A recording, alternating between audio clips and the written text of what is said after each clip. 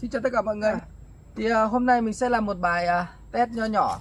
Đó là sử dụng hai phương thức. Một là máy xúc tự chế và hai là sử dụng bằng cây xẻng này. Và sẽ xúc đất lên chiếc xe này, được gọi là xe rùa các bạn nhé. Thì để xem là giữa một chiếc máy xúc RC điều khiển này với lại chiếc xẻng này, cái nào sẽ nhanh hơn và hiệu quả hơn. Trước tiên thì mình sẽ sử dụng chiếc xẻng này xúc đất lên đây đã, để xem là tổng thời gian của nó hết bao lâu và mình sẽ xúc hết bao nhiêu xẻng thì nó có thể đài được chiếc xe này. Ok, let's go.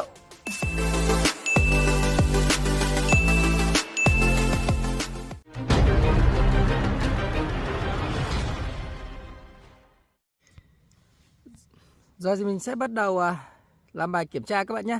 Thì để khách quan thì mình sẽ sử dụng một chiếc đồng hồ đếm giờ. Và bây giờ mình sẽ bắt đầu bật nó lên. Đó. Ok, let's go.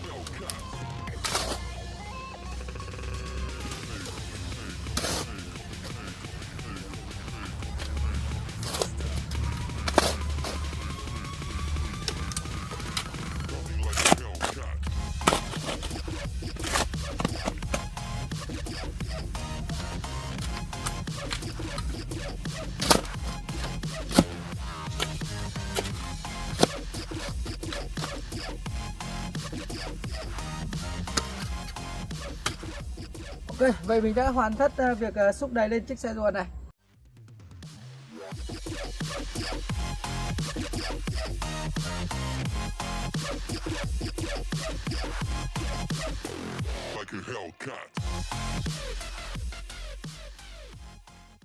Về tổng thời gian mình xúc nó sẽ hết khoảng là 1 phút 30 giây các bạn nhé.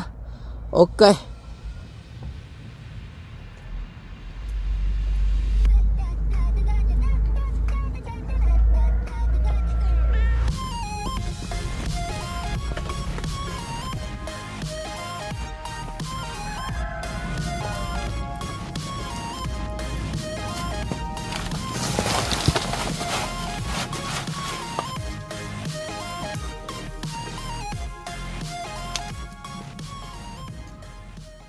Và bây giờ là phần trình diễn của máy xúc.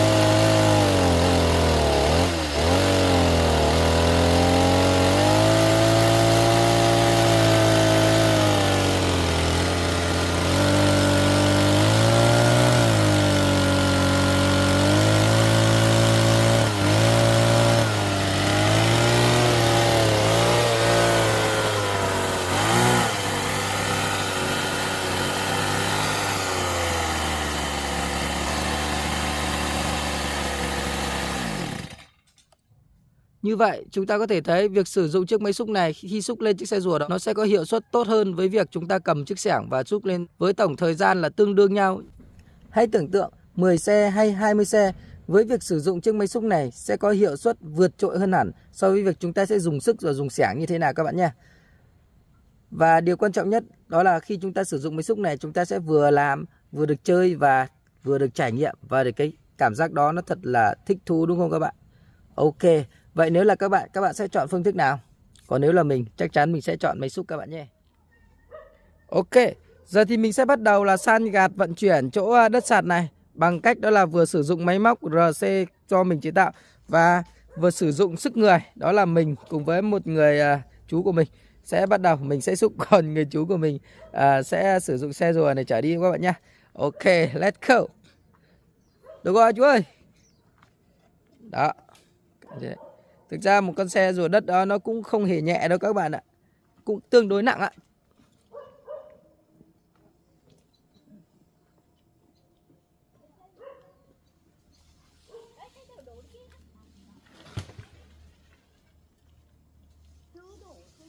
Cũng may là khoảng cách vận chuyển giữa điểm đổ và điểm xúc này của mình, nếu mà tính theo khoảng cách này đi vòng đây thì nó chỉ có khoảng là 20 mét đấy các bạn ạ.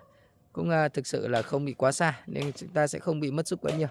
Còn nếu mà sử dụng chiếc xe ben đổ của mình ấy, thì nó lại có một vấn đề, đó là xe đó nó hơi dài nên nó đi vào những góc này thì nó sẽ quay đầu nó hơi vướng các bạn ạ, nó hơi mất thời gian một chút. Nhưng chiếc xe đó thì cái khối lượng chở nó sẽ được gấp đôi chiếc xe kia các bạn ạ, thì nó lại sẽ nhanh hơn. Ok, chúng ta tiếp tục công việc. Hẹn gặp lại các bạn ở video sau nhé.